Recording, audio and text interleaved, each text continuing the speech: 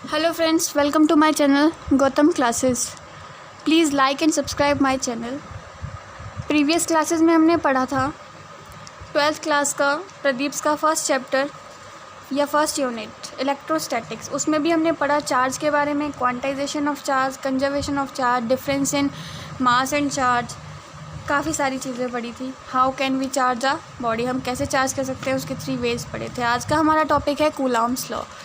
Important topic है, board में भी काफ़ी सारे क्वेश्चंस आते हैं इससे रिलेटेड। कूलॉम्स लॉ होता क्या है, कूलॉम्स लॉ किसके बारे में बताता है? तो कूलॉम्स लॉ में बताता है चार्ज इंट्रैक्शन के बारे में। सब जानते हैं कि पॉजिटिव चार्ज होंगे रिपेल करेंगे, नेगेटिव पॉजिटिव होंगे अट्रैक्ट करेंगे। कहने का मतलब है लाइक चार्जेस रिपेल और अनलाइक चार्जेस अट्रैक्ट। चलिए, लेकिन यहाँ पे क्वेश्चन उठता है कि कितने फोर्स से वो एक दूसरे को रिपेल और अट्रैक्ट करेंगे। तो वही यहाँ पे हम डिस्कस करने वाले हैं। मैंने यहाँ पे कंसीडर कर लेते हैं। चलिए, यहाँ पे मैंने कंसीडर कर लिया, कंसीडर 2 चार्जेस मैंने कंसीडर कर लिए। एक मान लिया मैंने Q1 और एक मान लिया मैंने प्लस Q2, और इन दोनों के बीच का जो डिस्टेंस है, सेपरेशन है, वो मैंने ले लिया है R। अब बात करते हैं कि जो ये अगर ये इनके बीच में एक दूसरे को पॉजिटिव रिपेल करेगा, तो जब एक दूसरे को रिपेल करेगा तो फोर्स किधर की तरफ बढ़ेगा, ये वाला इधर की तरफ लगा देगा। तो जब इधर की तरफ ये फोर्स लगेगा तो क्या हो जाएगा, फोर्स क्या होगा हमारा 1, फोर्स ऑन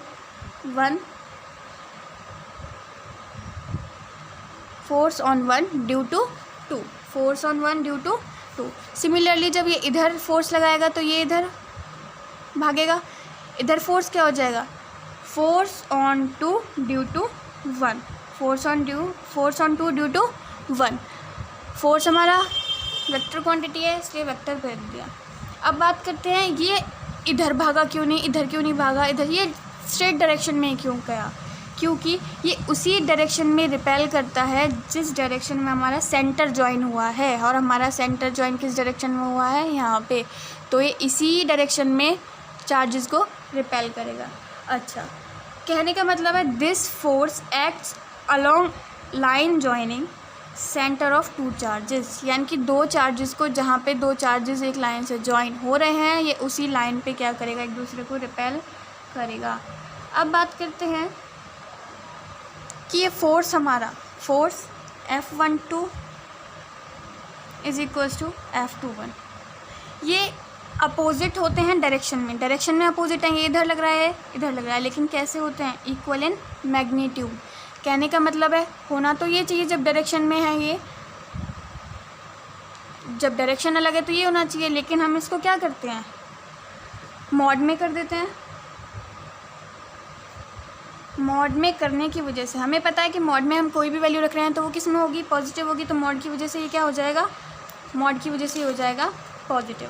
अच्छा, तो फोर्स क्या हो गया हमारा, डायरेक्टली प्रोपोर्शनल। फोर्स हमारा कैसे कैसे बढ़ रहा है, फोर्स हमारा जब बढ़ेगा जब हमारे चार्जेस बढ़ेंगे। जैसे ही हम चार्ज ज़्यादा देंगे फोर्स हमारा ज़्यादा लगना शुरू हो जाएगा। आपको भी पता है जब आपको ज़्यादा फोर्स लगाना पड़ता है या ज़्यादा चार्ज मिलता है बॉडी को, तो फोर्स भी ज़्यादा लगता है। तो कह सकते हैं कि Q1 is equal Q1 into Q2, force is directly proportional to charge. ये किसने बताया हमें, कूलॉम्स लॉ ने। कूलॉम्स लॉ ने हमें बताया कि फोर्स होता है वो डायरेक्टली प्रोपोर्शनल होता है चार्जेस के। और क्या बताया, फोर्स हमारा कब डिक्रीज़ होगा या कब इंक्रीज़ होगा, जैसे जैसे हमारी R की वैल्यू वेरी करेगी, यानी कि सेपरेशन इनके बीच में जितना होगा, फोर्स इनके बीच में उतना कम लगेगा।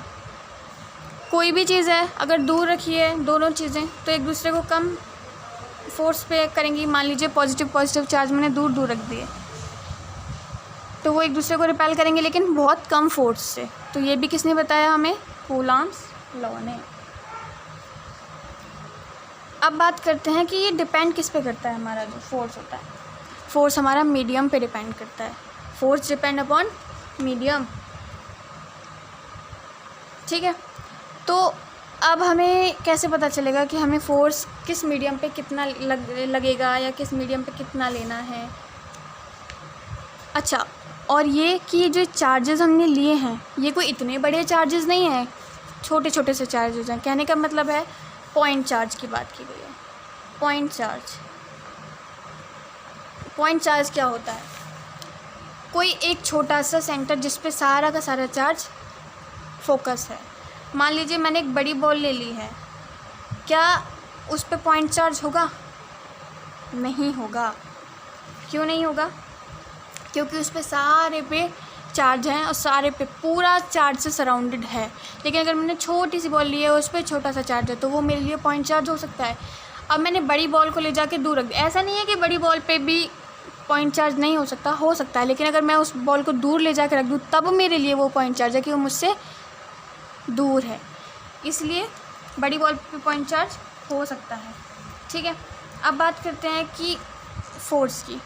फोर्स क्या होता है? डायरेक्टली प्रोपोर्शनल होता है किसके? चार्ज के, और इन्वर्सली प्रोपोर्शनल होता है डिस्टेंस जो इनके बीच में सेपरेशन होता है उसके, जो टू चार्जेस के। अब के है जो ये, इसको प्रोपोर्शनलिटी का साइन हम हटाते हैं तो क्या लगा देंगे? हमने के कांस्टेंट लगा दिया। के कांस्टेंट हमने लगाया। अब यहाँ पे के क्या है? ये क्या है? डिपेंड करेगा, ये कांस्टेंट है, डिपेंड करेगा, डिपेंड्स अपॉन मीडियम, कि जो हम मीडियम ले रहे हैं ये उसके अकॉर्डिंग चेंज होता रहेगा। के की वैल्यू सबके लिए अलग होती है।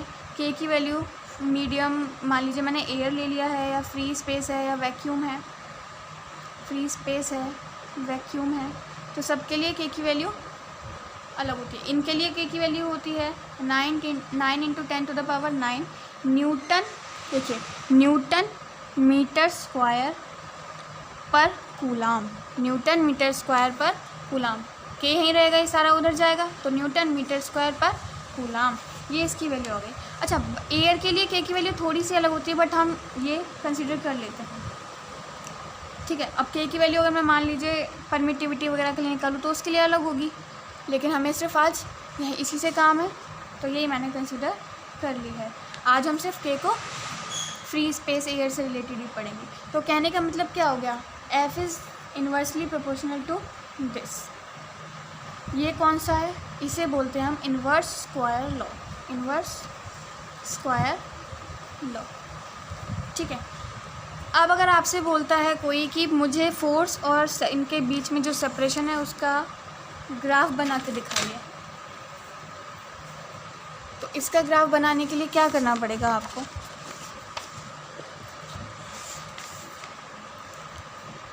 Graph between force and separation यानी आर डाल दीजिए, तो क्या बनेगा इसका ग्राफ? ये ले लीजिए, मैंने यहाँ पे फोर्स ले लिया है, यहाँ पे आर, आर मतलब सेपरेशन ले लिया है। जैसे जैसे फोर्स कम होगा वैसे वैसे हमारा आर भी ज़्यादा बढ़ता चला जाएगा। कहने का मतलब है जितना सेपरेशन होगा उतना ही फोर्स हमारा डिक्रीज़ होगा, और जितना कम होगा हमारा सेपरेशन उतना ही फोर्स इंक्रीज़ होगा। अब मैं मान लेती हूँ मैंने दो चार्जेस लिए हैं, दो चार्ज ले लिए मैंने, Q1 और Q2 ले लिए, और मैंने उनके जो सेपरेशन है डिस्टेंस है उसको कर दिया डबल, तो F कितना कम होगा? मान लीजिए मैंने R को कर दिया है डबल, तो जो हमारा नया फोर्स बन के आएगा वो कितना होगा? R² होता है, तो मैंने F' = डबल कर दिया इनकी, 2 का स्क्वायर 1/4, यानी कि फोर्स मेरा कितना डिक्रीज़ हुआ? 4। लेकिन अगर मैं R को हाफ़ रख देती हूँ, तो हाफ़ रखूँगी तो फोर्स पे कितना इफेक्ट पड़ेगा? रखिए, नया फोर्स बन के आएगा ये, तो कितना हो जाएगा? 2/1 यानी 4। तो मेरा फोर्स तब इंक्रीज़ होगा, जितनी R की वैल्यू मैंने कम की है उतना मेरा फोर्स इंक्रीज़ हुआ है, और जितनी मैंने R की वैल्यू ज़्यादा की है उतना मेरा फोर्स डिक्रीज़ हुआ है। ये था हमारा सिंपल सा कूलॉम लॉ। उसके बाद बात करते हैं कूलॉम्स लॉ, मोस्ट इम्पोर्टेंट है वैसे तो। Coulomb's law in vector form, Coulomb's law in vector form. Vector सब ने 11th में पढ़े होंगे तो क्लियर ही होगा। मैंने यहाँ पे कंसिडर कर लिए हैं 2 चार्जेस, एक +Q1 है और एक +Q2 है, और इनके बीच में जो मैंने सेपरेशन था वो R दे दिया है। ये इधर से फोर्स लगाएगा तो F12 फोर्स लगेगा, यानी कि 1 due to 2, force 2 force on 2 due to 1 हो जाएगा। अब ये देखिए, ये जब इधर की साइड जा रहा है, जब ये डिस्टेंस हमारा इधर जा रहा है तो R1 में से R2 को डिक्रीज़ किया है, और जब इधर जाएगा तो R2 में से R1 को डिक्रीज़ किया है, क्योंकि हमारा डिस्टेंस इधर वाला ये हो जाएगा 2 के रिस्पेक्ट में, इधर वाला 1 के रिस्पेक्ट में हो जाएगा। तो कहने का क्या मतलब है, अब हमें पता है F इज इक्वल्स टू हमारा क्या होता है, K Q1 Q2 अपॉन में R² होता है। तो यहाँ पे फोर्स 1 के रिस्पेक्ट में निकालिए, force on 1 due to 2 is equals to क्या हो जाएगा, K Q1 Q2 अपॉन में R²। अब मैं यहाँ मॉड पे रख देती हूँ, आपने पढ़ी होगी वेक्टर फॉर्म, और यहाँ पे क्या आ जाता है इसका यूनिट वेक्टर। यूनिट वेक्टर, अच्छा यूनिट वेक्टर कैसे निकालते हैं, यूनिट वेक्टर निकालने का तरीका क्या है, unit vector is equals to क्या होता है, ए वेक्टर अपॉन में मॉड ऑफ ए, ये होता है। बस हमने यहाँ से क्या किया, यूनिट वेक्टर को निकाल दिया।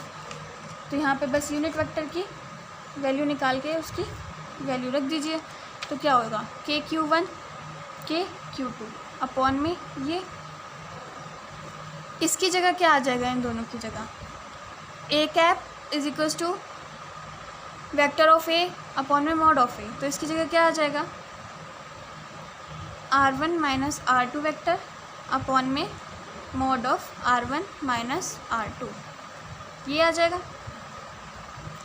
कहने का मतलब मेरा फोर्स आ गया ड्यू टू 2 पर 1 पर क्या आ गया, ये आ गया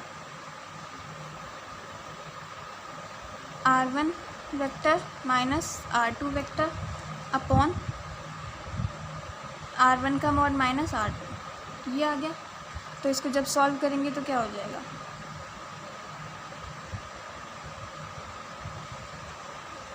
कि Q1 Q2 अपॉन में R1 माइनस R2 का होल क्यूब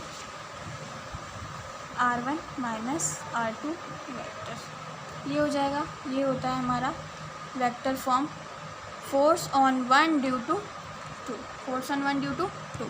सिमिलरली अगर मैं फोर्स निकालती हूँ 2 पर और 1 के रेस्पेक्ट में, यानी कि F21 निकालती हूँ, तो वो भी क्या हो जाएगा, इसी के according K Q1 Q2 upon में R2, इस बार R1 को पीछे लेंगे और R2 को आगे लेंगे, ये आ गया हमारा फोर्स ऑन 2 ड्यू टू 1। अब बात करते हैं कि आप सब ने पढ़ा होगा ग्रेविटेशनल फोर्स, पढ़ा है, चलिए उनके से रिलेटेड पढ़ते हैं। Electrostatic force and gravitational force, दोनों में डिफरेंस पूछा भी जाता है, एग्ज़ाम में भी आ जाता है। तो हमारा इलेक्ट्रोस्टैटिक फोर्स क्या होता है, अभी हमने कैलकुलेट किया K Q1 Q2 अपॉन में R², जबकि हमारा ग्रेविटेशनल फोर्स क्या होता है, G M1 M2 अपॉन में R²। यहाँ पे G क्या है, G कांस्टेंट है और यहाँ पे K कांस्टेंट है। अच्छा, इनमें सिमिलरिटी क्या होती है, सिमिलरिटी क्या होंगी, सबसे पहली बात तो देखा जाए तो दोनों इन्वर्स स्क्वायर रूल फॉलो कर रहे हैं, इन्वर्स स्क्वायर लॉ फॉलो कर रहे हैं। सेकंड, दोनों ही फोर्स हमारे एक्ट करेंगे अलोंग लाइन जॉइनिंग सेंटर, जहाँ पे इन दोनों के सेंटर जॉइन होंगे, यहाँ पे चार्जेस के सेंटर जॉइन होंगे, वहाँ उसी लाइन में वर्क करेंगे, और यहाँ पे मासेस के सेंटर जॉइन होंगे, उसी लाइन में वर्क करेंगे। तो कहने का मतलब हो गया कि both forces acts along line joining centre.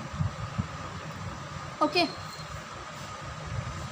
बात करते हैं अब इनके बीच में सिमिलरिटी तो ये हो गई, डिफरेंस क्या होता है, हम कैसे पता करें कि भाई हमारा इलेक्ट्रोस्टैटिक फोर्स है वो ग्रेविटेशनल से कैसे अलग है। सबसे पहली बात क्या आती है, जो हमारा इलेक्ट्रोस्टैटिक फोर्स होता है वो रिपल्सिव भी होता है, repulsive as well as attractive, ये हमारा रिपल्सिव भी होता है और अट्रैक्टिव भी होता है। बात करते हैं ग्रेविटेशनल की, ग्रेविटेशनल फोर्स हमारा ऑलवेज अट्रैक्ट करता है, ग्रेविटेशनल फोर्स आप देखते ही हैं ऑलवेज अट्रैक्ट ही करता है, अट्रैक्टिव। तो यहाँ पे जो ये दोनों मासेस हैं ये भी एक दूसरे को अट्रैक्ट करेंगे, two masses attract each other. Third जो हमारा ग्रेविटेशनल फोर्स होता है वो इंडिपेंडेंट ऑफ मीडियम होता है, उसको किसी भी मीडियम में रख लो वो एक ही वैल्यू देगा, इंडिपेंडेंट ऑफ मीडियम, किसी भी मीडियम में वो एक ही वैल्यू होगी जी की। लेकिन इलेक्ट्रोस्टैटिक फोर्स क्या करता है, वो डिपेंडेंट होता है मीडियम पे। डिपेंड किस पे करेगा, वो मीडियम पे। बस सिमिलरिटी हो गई, डिफरेंसेस ये हो गए, बताने की ज़रूरत तो है नहीं, पढ़ा ही होगा। जी की वैल्यू कितनी होती है 6.67 इंटू 10⁻⁻11 न्यूटन मीटर स्क्वायर पर kg स्क्वायर।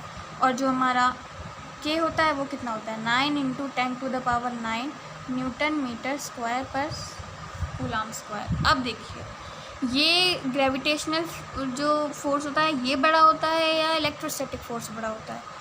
वैल्यूज़ देखने से पता लग रहा है कि हमारा जो इलेक्ट्रोस्टैटिक फोर्स है वो हमारा बड़ा होगा ग्रेविटेशनल से। ओके, अब बात आती है इनसे रिलेटेड न्यूमेरिकल्स आते हैं हमारे बोर्ड लेवल के, यानी कि बोर्ड में हमारे क्वेश्चंस आते हैं। कैसे क्वेश्चन आते हैं, क्वेश्चन टाइप कह दिया मैंने। एक क्वेश्चन ले लीजिए, फाइंड द रेशियो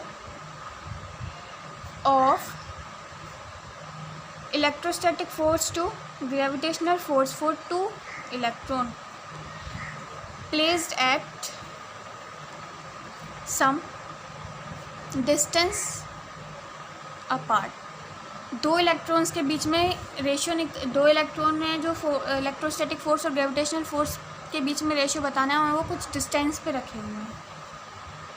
तो जो चार्ज गिवन है आपको इलेक्ट्रॉन पर, चार्ज ऑन इलेक्ट्रॉन वो कितना होता है 1.6 इंटू 10⁻⁻90 कूलम्ब।